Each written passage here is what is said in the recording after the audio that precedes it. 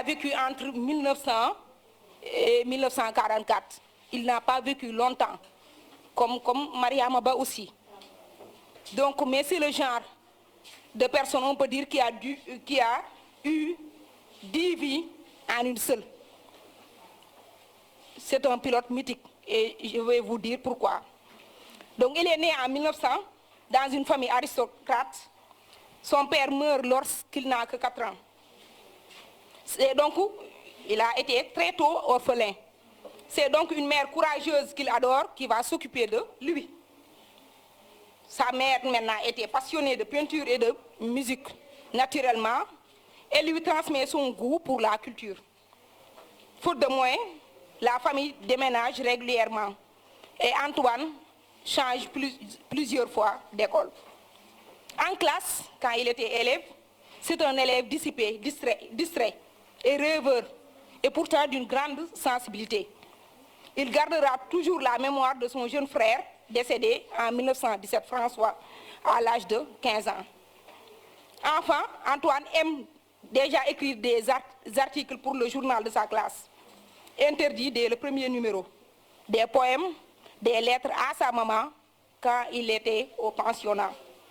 Pourtant, au collège, devant raconter un match de football pour une rédaction en français, Antoine se contente d'une phrase. Le terrain était mouillé, le match a été annulé. Il est sévèrement puni. Et on peut d'emblée noter une volonté de dépasser l'interdiction d'ouvrir le champ des possibles.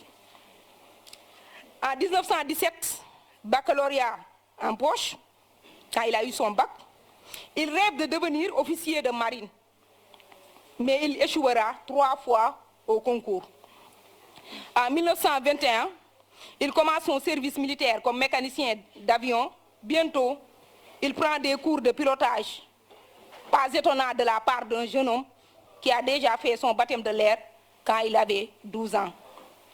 Brevet de civil en poche, il poursuit sa formation de pilote militaire au Maroc et devient officier de réserve. En 1923, un accident dû à une erreur de manœuvre le consigne au sol durant 2 ans. Il écrit beaucoup et fait des croquis de ses amis pour nourrir ses récits. Il a fallu bien apprendre à piloter, un métier dangereux mais noble. Le jeune homme entre ensuite chez Lateco Air, un constructeur d'avions qui a aussi développé une campagne aérienne pour transporter le courrier. La future aéropostale, et Didier Dora le recrute comme mécanicien et comme pilote. Il fait alors la connaissance de Mermoz et de Guillaume, qui seront ses meilleurs amis. En 1927, il devient chef de poste avec 2 mécaniciens à Cap Juby au Maroc qui sert d'escale aux pilotes dans cette région désertique. Antoine apprend l'arabe et écrit son premier roman, Courrier Sud. En octobre 1929, il prend la direction de la nouvelle aéropostale en Argentine. Arrivé à Buenos Aires, il retrouve ses amis Mermoz et Guillaume. Les vols sont éprouvants. Avec la traversée de la cordillère des Andes, il récupère Guillaume accidenté mais sauf après 5 jours de marche dans les montagnes. Bientôt, il rencontre Consuelo, la femme de sa vie, une jolie jeune femme. Il aime l'amener en avion. Ne tarde pas à lui demander en mariage dans une longue lettre d'amour. Antoine repart ensuite en Afrique. Toutes les expériences qu'il a vécues lui donnent l'énergie et l'envie d'écrire. Après Courrier Sud, ce sera Vol de nuit, l'objet donc de notre panel. Un roman qui retrace le quotidien des hommes de l'aéropostale et dont le personnage, Rivière, est fortement inspiré par Didier Dora. Le roman donc est publié à la NRF, une maison d'édition française. Grâce à ce livre, l'auteur connaît un succès considérable. Il reçoit l'un des grands prix littéraires français, le prix féminin en 1931. Dans ses ouvrages, Antoine s'interroge sur la morale, les hommes, le sens d'une vie. Pour dire que c'est un écrivain engagé. Sujet que l'on retrouve, ces thèmes-là, on les retrouve dans son dernier livre, Inachevé, Citadelle. Antoine a besoin de gagner sa vie. Alors il écrit des articles pour plusieurs journaux où il raconte les aventures des pilotes de l'aéropostale et fait des reportages en URSS et en Espagne en pleine guerre civile. Affecté par la disparition en mer de Mermoz, donc son ami, son meilleur ami, aux commandes de la Croix du Sud, il écrit plusieurs articles à son sujet. Antoine sera aussi pilote d'essai d'hydravion ou ouvrira des lignes aériennes pour Air France en Afrique, pour dire que sa vie n'est pas du tout repos. Cherchant à battre le record aérien Paris, il s'écrase dans le désert entre la frontière de la Libye et de l'Égypte. Ces jours d'errance lui inspirent un chapitre de Terre des Hommes paru en 1939. Avec l'adaptation du cinéma de Vol de nuit, puis l'énorme succès de la traduction de Terre des Hommes, Antoine est très connu aux États-Unis. Il repart pour New York en 1940 et s'y installe. Il y écrit Pilote de guerre, un autre ouvrage, dans lequel il raconte sa vision de la guerre, et son livre le plus connu, Le Petit Prince, l'histoire d'un petit personnage qui s'intéresse aux choses poétiques, philosophiques et magiques. Le livre paraît aux États-Unis en 1942. Il ne sera publié en France que 4 ans plus tard. C'est le 5e livre, Le Petit Prince, c'est le 5e livre le plus vendu de tous les temps, le plus lu de tous les temps. Depuis quelques années, la Seconde Guerre mondiale avait éclaté. Il se rend, c'est un homme d'action, M. Diop va y revenir, il se rend en Alger pour participer à la guerre, en rejoignant donc les forces françaises libres. Toujours pilote, parce que s'il ne vole pas, il est en manque. Donc il va participer à cette guerre-là. Il fait des vols de reconnaissance. Le 31 juillet 1944, il part de Borgo en Corse pour un vol au-dessus des côtes, mais il ne reviendra pas. Son avion, un P-38 Lightning américain, disparaît en mer au sud de Marseille. Selon une version, l'avion a été abattu par un avion allemand. Il meurt ainsi à 44 ans seulement, en pleine gloire littéraire, seul à bord de son avion. Il emporta donc son mystère. En 1948, 4 ans plus tard, donc, il sera reconnu comme mort pour la France. Une plaque rappelle sa mémoire au Panthéon à Paris. Merci de votre aimable. Méchant. Une personne est sévère parce qu'il attend des résultats. C'est comme ça que sont vos professeurs ici et je les en remercie. Alors, pourtant, Rivière est un personnage qui aime son personnel. Qui sont les élèves de M. Diop ici? Les élèves de M. Diop. Voilà. D'accord. Vous avez vu le monsieur là-bas, M. Diop, à l'extrême droite? Hein? Il a des élèves de classe de 3e. Certains le qualifient de sévère. D'autres le qualifient de je ne sais pas comment. Alors que c'est tout simplement parce qu'il attend des résultats. Parce que le principal qui lui a confié les 3e, même si le principal ne dit rien, le principal aussi attend des résultats de lui. Il est obligé d'attendre des résultats de vous. Donc c'est un Rivière qui est là. Alors, il aime son personnel. Le personnel, c'est l'ensemble des gens qui travaillent avec Rivière. Il les adore. C'est comme une maman qui adore ses enfants.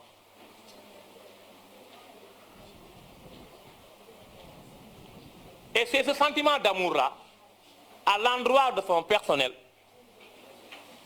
qui justifie sa conduite rigoureuse envers eux. Il y a une phrase dans le roman qui dit « Il faut aimer », qui peut continuer, « Il faut aimer ceux qu'on commande sans le leur montrer ».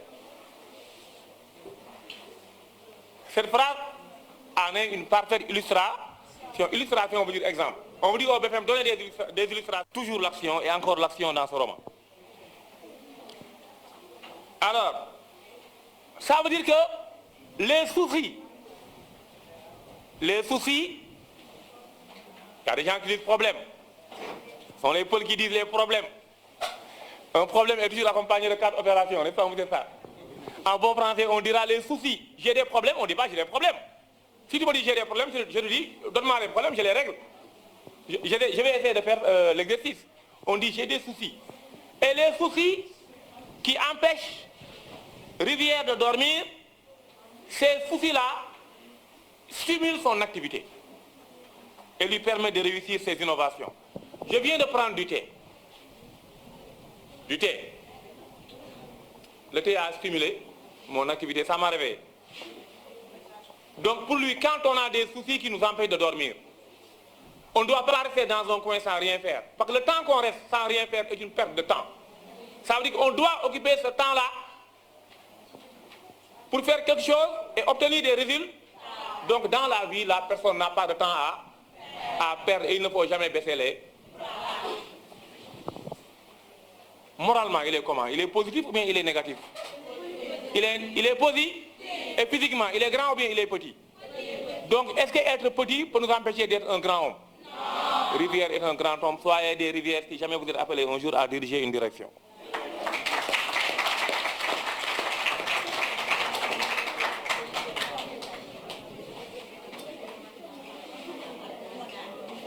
Je vous paraphrase.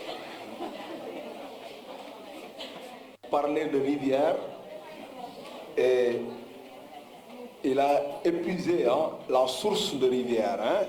Si rivière était une source, on aurait dit que il a épuisé. Bien qu'on dise que le roman est une source inépuisable. Donc nous allons peut-être essayer d'exploiter ce qui reste de cette source. Mais permettez-moi d'entrer dans le roman par ce qu'on appelle le choix des entrées. Ici, je choisis les centres d'intérêt. Vous savez, dans le programme de français, en classe de 3e, il y a au moins 6 centres d'intérêt, dont au moins les 4 sont touchés par ce roman. Il y a d'abord la jeunesse face à son destin, les défis de l'emploi et de la délinquance juvénile. Il y a aussi le surpassement de soi par l'action et le travail, que vous avez pu voir à travers le personnage de Rivière. Il y a en outre les échanges humains.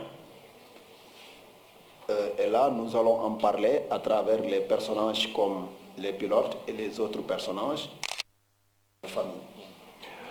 1931, publié en 1931, autant pour moi. Mais ce qui inspire l'auteur est important. Parce que n'oubliez pas que Mme Diallo a fait tout à l'heure la présentation de l'auteur. Et j'ai l'habitude de dire à mes élèves que quand on apprend Vol de nuit, on peut même s'arrêter sur l'auteur. L'auteur suffit largement pour apprendre l'œuvre. Parce que vous avez entendu Mme Diallo vous dire que Saint-Exupéry est né en 1900 et il est mort en 1944. Donc il n'a pas vécu longtemps. Il est parti à la fleur de l'âge. Pourtant, malgré le fait qu'il n'ait pas vécu longtemps, nous sommes là aujourd'hui en train de parler de lui. Et là, je convoque Jean-Paul Sartre qui disait que l'important n'était pas de vivre longtemps, mais de bien vivre et de mourir à temps. Parce qu'il dit que tout homme qui vient de naître a un destin vierge. un avenir qui l'attend et la totale responsabilité de son destin repose sur son propre dos. L'homme n'est rien d'autre que ce qu'il se fait. Et je pense qu'à travers, c'est une lutte, c'est un essaim de couleuvre à avaler, pour reprendre Jules Vallée dans Le Bachelier. Alors, donc vivre, c'est lutter. C'est ça que l'auteur veut nous enseigner. Que vivre, c'est lutter. Et Victor Hugo nous dira, ceux qui vivent, ce sont ceux qui luttent. Ce sont ceux qui, dont le front et dont un grand décès emplit l'âme et le front. Ceux qui d'un haut destin gravissent l'arbre cime. Ceux qui marchent pensifs épris d'un but sublime. Mais ce qui est intéressant, c'est quoi? C'est là où il dit les autres. Donc ceux qui ne vivent pas. Ils battent les mains, ils murmurent, ils applaudissent. Et il termine par dire que le plus lourd fardeau, c'est d'exister sans vivre. Alors, c'est ça que Victor Hugo, Antoine de Saint-Exupéry, voulait montrer pour dire que, à travers ces personnages, on montre la valeur du travail, la valeur de l'action. Et maintenant là, je vais rappeler un sujet du BFM qui avait été proposé, où on a dit aux élèves, exemple de Fabien, de Pellerin. Pellerin est décrit moralement comme une personne simple qui cultive la grandeur, mais aussi le sens de la discrétion. C'est une personne qui n'aimait pas se vanter, qui n'aimait pas parler des prouesses qu'il réussit à faire lors des vols de nuit. Parce que aussi, l'enjeu c'était quoi? C'était de montrer d'abord que l'avion est le moyen de transport le plus rapide et le plus performant pour faire acheminer un courrier. Mais aussi, à travers cet acte, il faut magnifier l'homme. Et c'est pourquoi Saint-Exupéry considère à travers ces personnages qu'il y a la magnificence de l'action. L'action. Et l'homme ne vit que pour l'action. Voilà. Alors,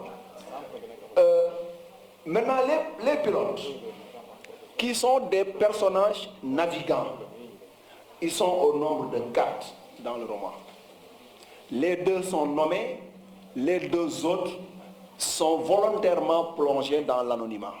Et c'est une manière pour l'auteur de valoriser les 2 qui sont nommés, c'est-à-dire Rivière et Pellerin et Fabien.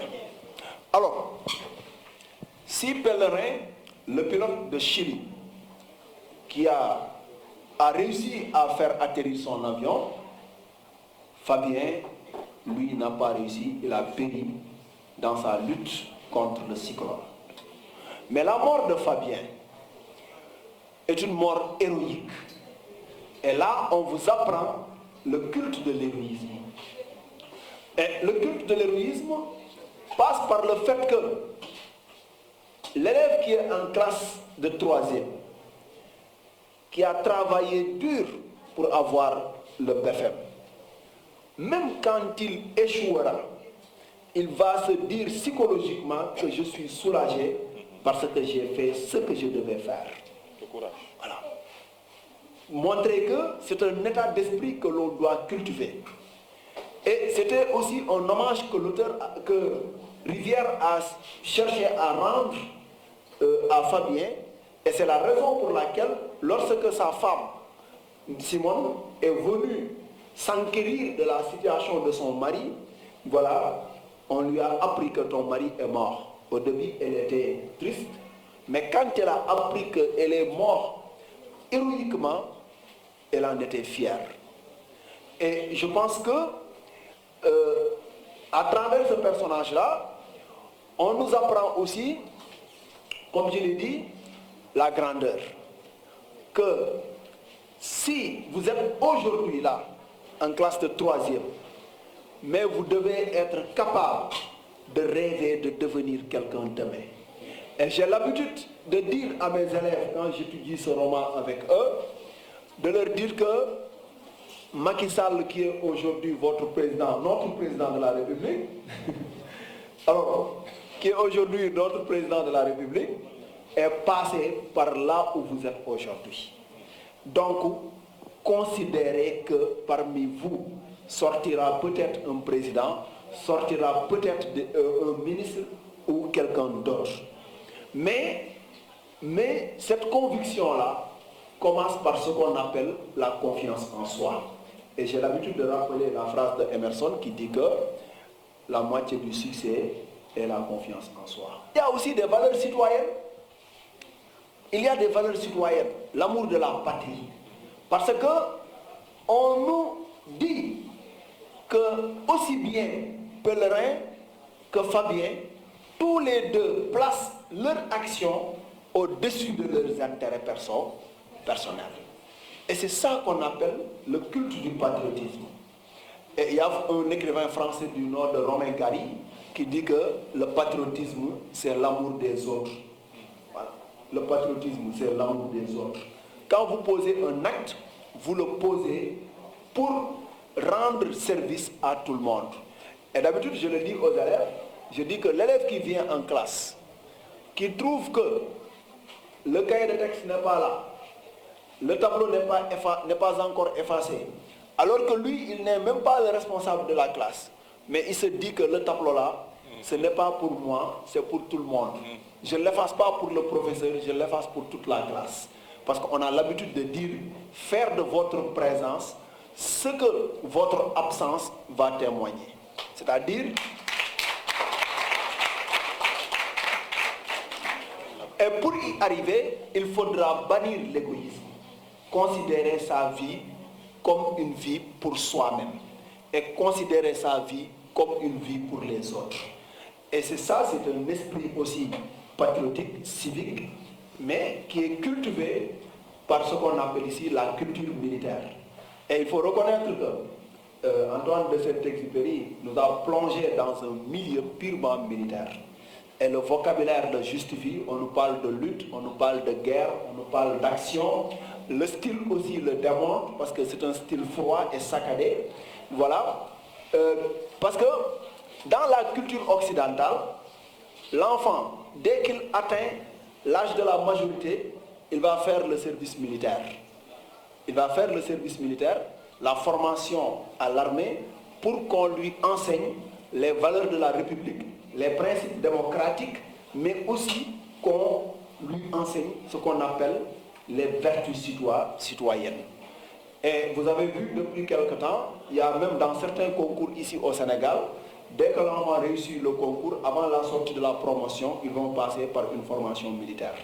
Et c'est une manière pour eux d'inculquer à cette masse que vous êtes, maintenant, le culte de la citoyenneté. Parce que celui qui cultive la citoyenneté, il va se dépasser, il va se surpasser. Voilà, il va se dire que je ne vis pas simplement pour moi et pour ma famille, mais je vis aussi pour les autres. Voilà. Et je pense que cette responsabilité-là, elle est collective avant d'être individuelle. Voilà. Vol de nuit. Et dans la connotation, on aura deux aspects, le temps et l'espace. Voilà.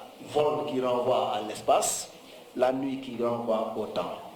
Et ici, l'auteur a caractérisé aussi ces deux aspects qui nous permettent peut-être d'étudier ce qu'on appelle le cadre spatio-temporel, et pour nous montrer que, d'ailleurs il y a un adage qui le dit que Youssou Ndour chante souvent, c'est l'homme qui a peur, sinon il n'y a rien. Voilà, c'est l'homme qui a peur, sinon il n'y a rien. C'est une manière pour lui de dire que l'homme doit toujours être capable de défier la nature. Parce que si nos ascendants n'avaient pas défié la nature, peut-être on n'aurait pas cet espace-là où nous vivons aujourd'hui. Et voilà, il a fallu que quelqu'un comme lui, Antoine de Saint-Exupéry, initie le vol des nuits en Amérique du Sud avec toutes les conditions météorologiques et climatiques qui sont là-bas, la cordillère des Andes, des élévations de montagnes qui dépassent presque 4500 mètres d'altitude, des conditions météorologiques difficiles avec le cyclone, les cyclones, les dépressions climatiques, etc. Mais il faut faire voler les avions. Et le choix de la nuit aussi nous permet de voir qu'il y a le temps. Le temps. Parce que il faut rappeler que avant la création de l'avion, les hommes voyageaient par la force de l'animal, par la force du vent ou par la force humaine. Et il y a les progrès. L'homme a découvert les bateaux qu'on appelait les caravelles à 3 mâts. Vous l'avez appris en histoire. Avec lesquels on a fait la colonisation au XVIe siècle en Afrique ici, avec la découverte de l'Afrique, ainsi que les autres continents du monde. Et d'ailleurs, c'est ce qui a poussé les Européens à explorer l'Amérique. On vous parle de la découverte de l'Amérique avec Christophe Colomb en 1492. On vous parle aussi des routes de l'Inde, les routes de soie que les Chinois sont en train aujourd'hui d'explorer de nouveau. Alors, pendant cette époque-là, le voyage durait très longtemps. C'est pourquoi, quand l'avion a été créé avec Clément Adler à partir de 1891, ils ont dit que les routes, le voyage de l'Europe en Asie, on le faisait en 22 mois par bateau. Aujourd'hui, avec l'avion, on le fait en 22 heures. Donc il y a la réduction de l'espace et du temps. Et c'est ça aussi que l'auteur voulait montrer pour parler, de ce qu'on appelle ici les progrès du monde moderne. Et aujourd'hui, vous avez vu que de plus en plus, l'humanité est en train de faire des découvertes. L'humanité est en train d'avancer avec la technologie de pointe. Vous voyez, les pays qui étaient, derrière, sont aujourd'hui en avant. Et c'est pourquoi, quand à travers la presse sénégalaise, on discute des choses qui n'ont pas d'importance, de faits divers, moi je dis que pendant ce temps,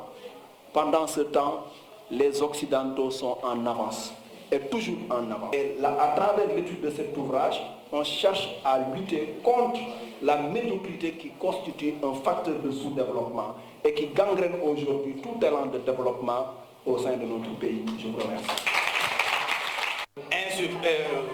Insuffle à ces hommes-là une volonté et fait d'eux ce qu'ils sont. Alors, étudier les personnages sans parler de rivière sera un tout petit peu difficile. Alors, nous commencerons par le radio.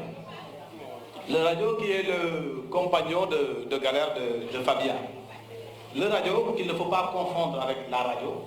Alors, M. Beau tantôt en parlait, le jargon militaire qui revient, parce que dans le jargon militaire, le radio, ou le radio transmetteur, ou le radio télégraphe, alors ce radio-là, c'est une personne qui assure la liaison du troupe qui est, de la troupe qui est sur le terrain et de ceux qui sont restés un peu en amont. Alors maintenant, dans le domaine de l'aviation, il faut comprendre qu'on en était aussi toujours aux prémices de l'aviation et que ces avions-là n'étaient pas les avions modernes tels que nous les connaissons aujourd'hui. Alors le radio, c'est quelqu'un qui était derrière le pilote et qui se chargeait de la transmission, qui servait de lien entre le personnel au sol et le pilote.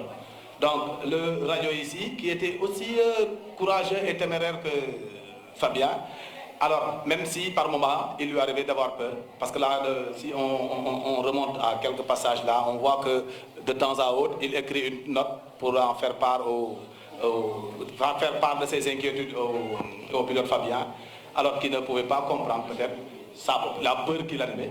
Mais donc, il faut juste dire que ce radio-là était un personnage assez important dans l'exercice de la mission aussi, parce qu'il servait de transmetteur, il servait de lien entre le personnel au sol et le pilote qui était Fabien. Mis à part le radio, on peut parler de Leroux. Leroux qui est ce vieux contremaître qui a effectué 40 ans de service au sein de la compagnie, qui était admirable du point de vue de Rivière, un personnage qui avait exercé 40 ans au service de la compagnie. Un personnage qui n'avait pas le temps ou de temps à consacrer à l'amour. Parce que dans le roman, il faut comprendre que l'amour du métier prime sur l'amour charnel. Ce personnage de Leroux n'avait pas d'attache familiale, n'avait pas de vie de famille. Après 40 ans de service, il n'avait rien du tout, pas de personnage, pas de vie familiale. Alors, Rivière, le regardant, avait beaucoup d'admiration pour cet homme-là. Et lui dit, je le cite, vous n'avez pas eu beaucoup de temps à consacrer à l'amour. Et ce dernier lui répondit, vous savez, monsieur, et Rivière lui dit, vous êtes comme moi, vous êtes comme moi. Vous n'avez pas eu trop de temps à consacrer à l'amour. Parce que cet amour-là, pour Rivière, est un amour, et nous, Rivière, de lui donner une seconde chance. Mais Rivière était déterminé à sanctionner sa faute. Pourquoi? Parce qu'il fallait qu'il y ait un exemple. Roblet devait servir d'exemple. Pour que, maintenant, imaginez-vous un peu, quelqu'un qui a fait 25 ans de service, le chef mécanicien, il vient à commettre une première faute, la seule faute de sa carrière, et il est licencié. Parlons même pas maintenant des autres qui auront à commettre une faute dans le futur. Il est clair qu'ils seront sanctionnés. Et maintenant, là, il sert d'exemple. Il demande à Rivière, il lui pose la question, maintenant, que vais-je faire? Et mes enfants? Rivière, un peu sensible à cela, lui propose d'être manœuvre dans la compagnie. Imaginez-vous, vous avez atteint le sommet. On vous propose de devenir un subalterne, d'être au bas de l'échelle. Il refusa par dignité.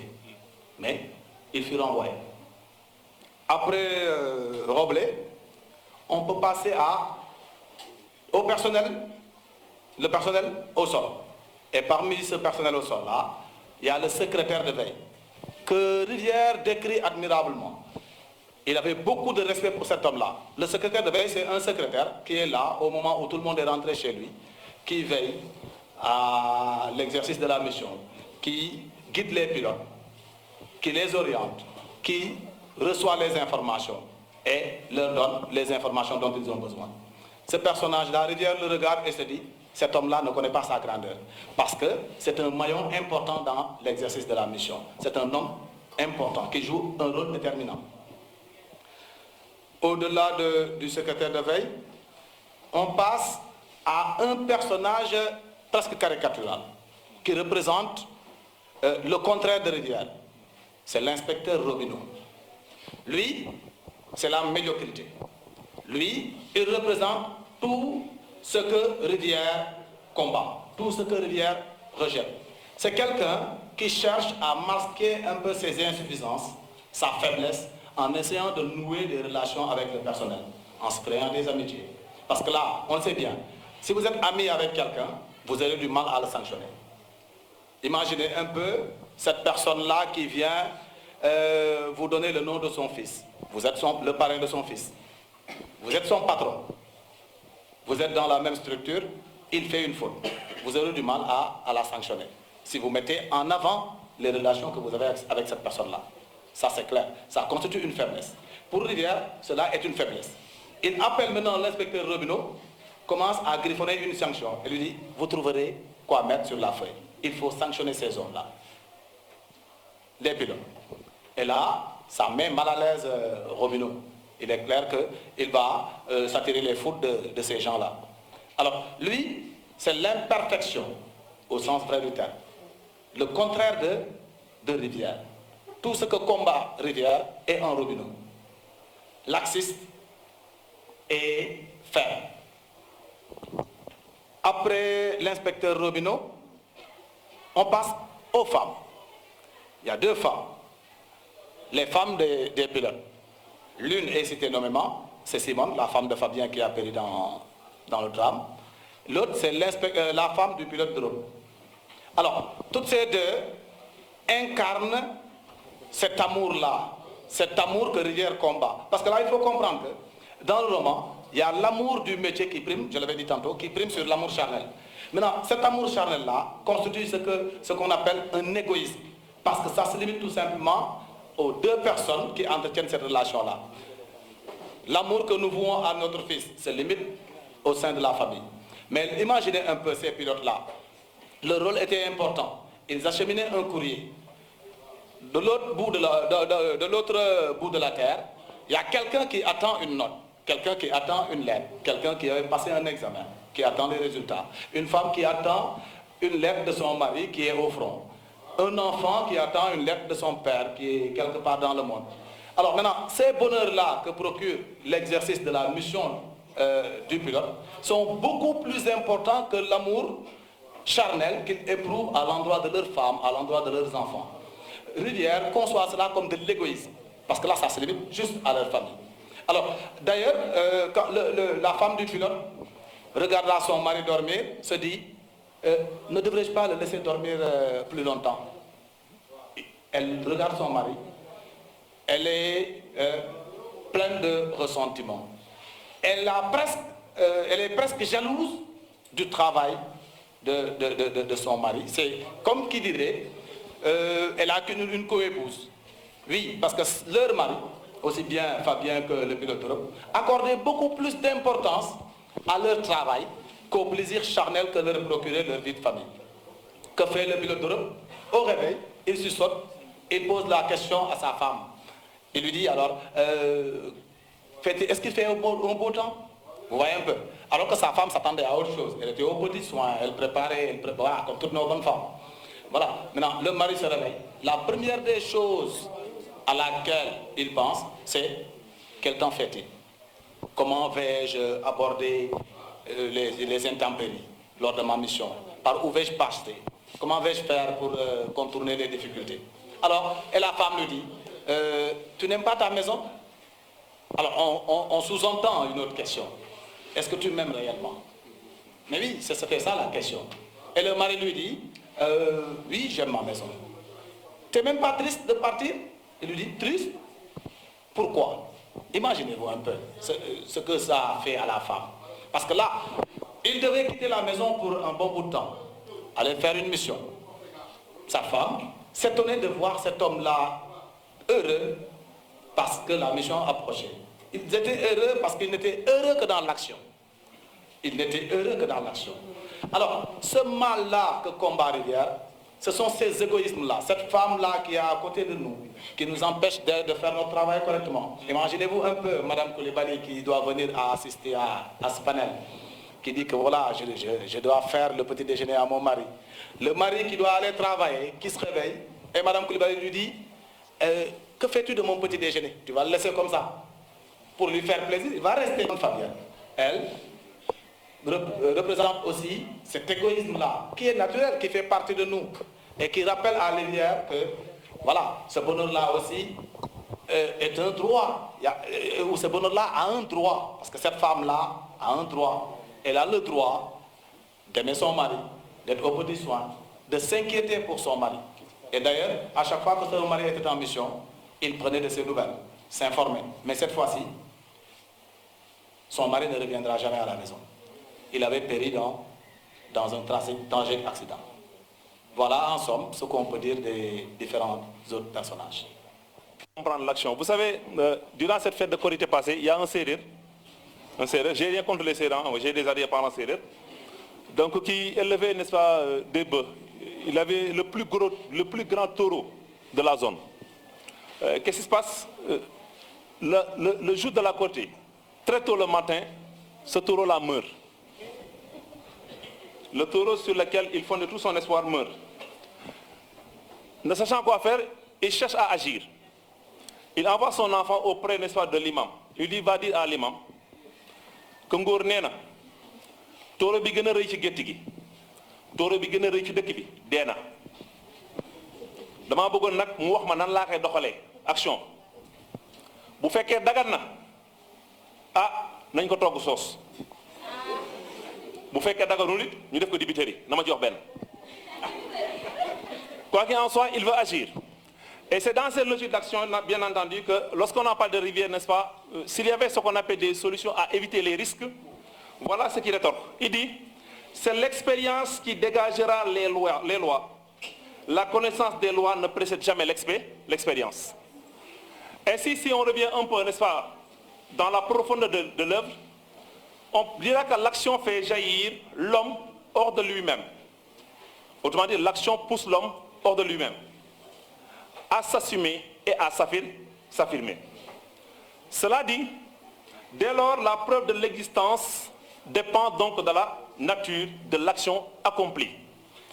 Autrement dit, si vous devez être bien considéré dans la société, c'est en fonction des actes que vous posez que vous allez être apprécié. Jean-Paul Sartre pense alors que l'homme n'est rien d'autre que l'ensemble de ses actes. Il le dit naturellement dans l'existentialisme est un humanisme, qui est une œuvre très intéressante, que vous devez lire. Malheureusement, je pense que ça, on a fait quitter ça dans le programme en terminal, mais c'est l'œuvre sur laquelle nous avons travaillé en terminale. Donc cette conception de l'action semble être partagée par Saint-Exupéry, qui affirme, dans Citadelle, tu loges dans ton acte même. Ton acte, c'est toi. Donc tout acte que nous posons donne une certaine idée de la personnalité de l'individu qu'il fait. Et tout à l'heure, M. Mbo a dit que vous devez avoir des actes positifs afin que cette médiocrité-là puisse disparaître de notre société. Et c'est là l'intérêt, naturellement, n'est-ce pas, de vol de nuit. L'action devient ainsi un humanisme qui permet à chacun de se distinguer de l'autre. Autrement dit, si nous sommes dans une société, les relations se fortifient en fonction, n'est-ce pas, des actes que nous posons. Les relations se dégradent en fonction des actes que nous posons.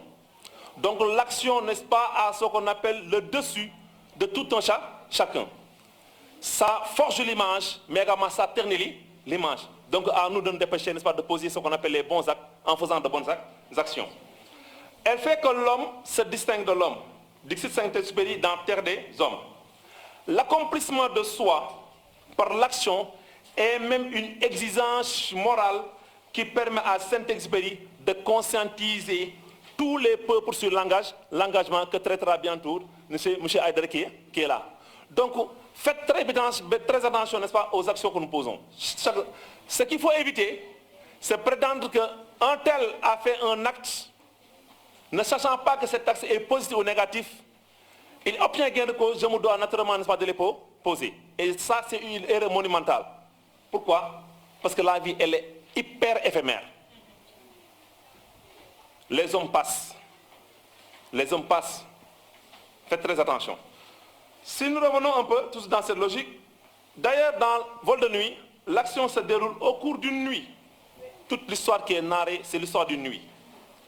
Comme au cinéma, on assiste à un montage alterné qui fait vivre au lecteur tantôt l'attente anxieuse au sol, les personnels de sol, tantôt dans les bureaux de la compagnie et dans des solutions de radio, tout à l'heure, M. Sarr l'a exprimé, tantôt les efforts et les impressions du pilote pris et perdus en pleine nuit dans la tempête, cette tempête malheureusement qui sera fatale à Fabien. Et tout à l'heure, M. Mbo l'a également rappelé que cet amour pour les autres doit primer, n'est rien d'autre que ce qui consiste en ce que l'homme doit relever. L'action, c'est ce qui consiste en ce que l'homme doit relever tous les défis qui s'opposent à lui grâce à ses ressources spirituelles, intellectuelles, illimitées. Ressources spirituelles, intellectuelles, illimitées. Et là, tout à l'heure, on avait parlé du dépassement de soi. Dépassement de soi. Les Wolofs disent que Njambar nekkul ci jëm loo mën. Njambar nekkul ci jëm loo mën. Ku jëm loo mën rek Njambar taxawu fa. Parce que vous ne vous surpassez pas. Il faut faire quelque chose qui pourrait pousser les gens à dire comment est-ce qu'il est arrivé à faire une telle chose. Ce qui veut donc dire qu'il n'est pas tard. Il y en a qui prétendent que je n'ai pas lu Vol de nuit, il est tard. Je n'ai pas appris les leçons telles, il est tard. Je n'ai pas compris, n'est-ce pas, la fraction, non, il n'est jamais trop tard. Tout à l'heure, si vous faites très bien attention, Madame Diallo, n'est-ce pas, dans la biographie, nous a montré, n'est-ce pas, les échecs subis par Antoine de Saint-Exupéry. De l'engagement. Parce que pour expliquer de façon plus superficielle, je dirais que tout est parti du constat, par exemple, qu'un homme a fait par rapport aux règles qui étaient établies, ou bien par rapport au fonctionnement de l'aviation à l'époque. Parce que ce qui était établi, c'était quoi? C'est qu'une heure après le coucher du soleil, on doit arrêter les vols. Alors, un homme réfléchit et il se dit, mais pourquoi ne pas envisager de lancer les vols pendant la nuit? On pourrait gagner du temps. Et dans ce cas, on pourrait concurrencer les autres moyens de transport, faisant allusion au train, mais également faisant allusion au bateau. Alors, du coup, ce serait un gain de temps que l'on aurait et on pourrait concurrencer et démontrer que les avions peuvent être plus rapides. L'idée est née, il faut la mettre en œuvre, il faut se lancer, il faut entreprendre. Cet homme-là s'engage, il pouvait être un directeur dans son bureau, bénéficier ou bien profiter largement de son confort et se dire, non, tout va bien. Alors, mais il a pensé que ça allait être beaucoup plus bénéfique. Le bonheur dont les collègues ont parlé, et on pourrait contribuer à le rendre beaucoup plus intéressant si on s'aventurait à gagner du temps en lançant des vols de nuit. Tout est parti de cela. Alors, en Wolof, Njit d'accueil Niro, ça veut dire qu'il faut montrer l'exemple.